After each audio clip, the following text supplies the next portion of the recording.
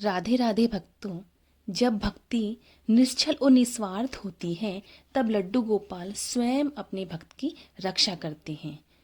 राधे राधे भक्तों, आज हम भक्त और लड्डू गोपाल की एक विश्वसनीय अमर कथा का श्रवण करेंगे। बहुत प्राचीन समय की बात है। भारतवर्ष की एक पावन भूमि पर वृंदावन के निकट एक छोटा सा गांव बसा हुआ था। यह गांव साधारण होते हुए भी अत्यंत पवित्र था, क्योंकि यहाँ के कण कण में श्री कृष्ण की लीलाओं की स्मृति बसी हुई थी। इसी गांव में एक निर्धन किंतु अत्यंत निष्कलंक हृदय वाला भक्त रहता था।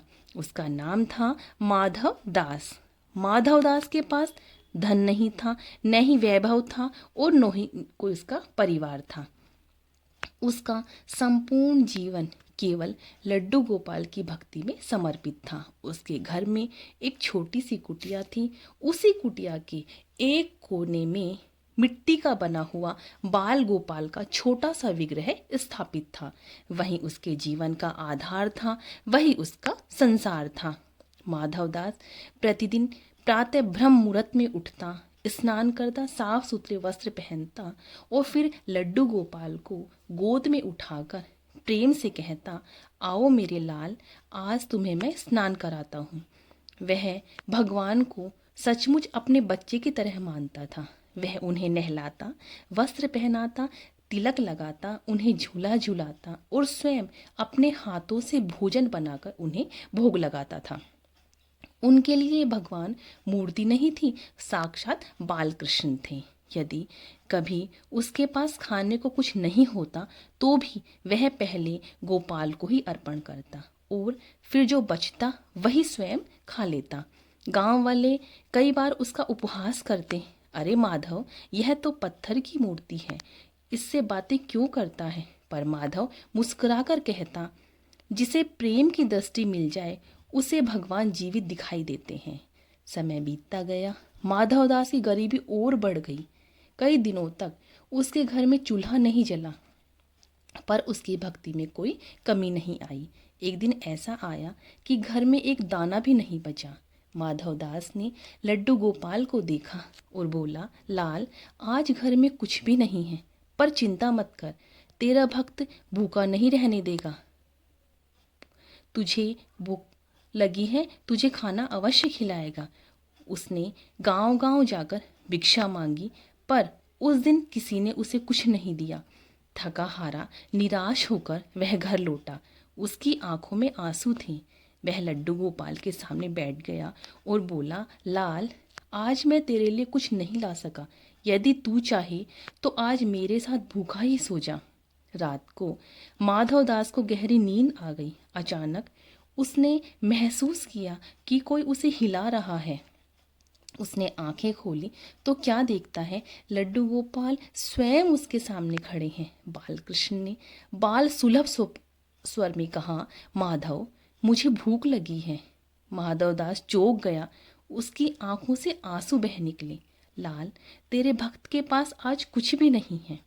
तभी लड्डू गोपाल मुस्कुराए और बोले, जब भक्त सच्चा हो तो भगवान स्वयं उपाय कर लेते हैं। इतना कहकर वे अंतर ध्यान हो गई। अगली सुबह माधवदास उठा तो उसने देखा कि उसके घर के द्वार पर मिठाइयाँ, फल और अनाज से भरी हुई टोकरियाँ रखी हैं। गांव में यह समाचार आग की तरह फैल गया। लोग आश्चर्यचकित थे। यह सब कैसे हुआ? माधवदास ने विनम्रता से कहा, यह मेरे लाल की कृपा है। उस क्षेत्र का राजा राज वीरसेन था। उसने जब यह समाचार सुना तो वह स्वयं माधवदास से मिलने आया। राजा को संदेह था, कहीं वह कुछ छल तो नहीं कर रहा। राजा ने माधवदास से कहा, यदि तुम्हारा लड्डू गोपाल सच्चे भगवान हैं तो उन्हें आज साक्षात भोजन करते हुए दिखाओ। माधवदास घबरा गया। उसने सिर झुका लिया। महाराज, भगवान मेरी परीक्षा नहीं देते, वे केवल प्रेम से प्रकट होते हैं। पर राजा नहीं माना। माधवदास ने लड्डू गोपाल को भोग लगाया और आंखें बंद कर ली।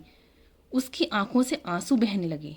लाल, यदि तू आज नहीं आया तो तेरे भक्त की भक्ति पर कलंक लग जाएगा। कुछ क्षणों बाद सबने देखा कि लड्डू अपने आप कम होने लगा। थाली खाली हो गई। राजा और दरबार के लोग निशब्द हो गए, स्तब्ध रह गए। राजा ने तुरंत चरणों में गिरकर कहा, हे प्रभु, मुझे क्षमा करें, मैंने आपकी भक्ति को परखा। राजा वीरसेन ने माधव दास को धन, भूमि और सम्मान देने की पेशकश की, पर माधव दास ने हाथ जोड़कर कहा, महाराज, मुझे कुछ नहीं चाहिए, मेरा धन मेरा गोपाल है। राजा ने गांव में एक भव्य मंदिर बनवाया और स्वयं भी कृष्ण भक्त बन गए। कई वर्षों तक माधव दास ने उसी तरह सेवा की। एक दिन वह बहुत बीमार पड़ गया। उसने लड्डू गोपाल को गोद में लिया और कहा, लाल, अब लगता है तेरा भक्त थक गया है। लड्डू गोपाल ने बाल स्वर में कहा, माधव, तू मेरे साथ चल। अगली सुबह माधव दास का शरीर शांत पड़ गया, पर उसके चेहरे पर अद्भुत मुस्कान थी। कहा जाता है कि उस दिन लड्डू गोपाल की मूर्ति भी मंदिर में अंतर्ध्यान हो गई।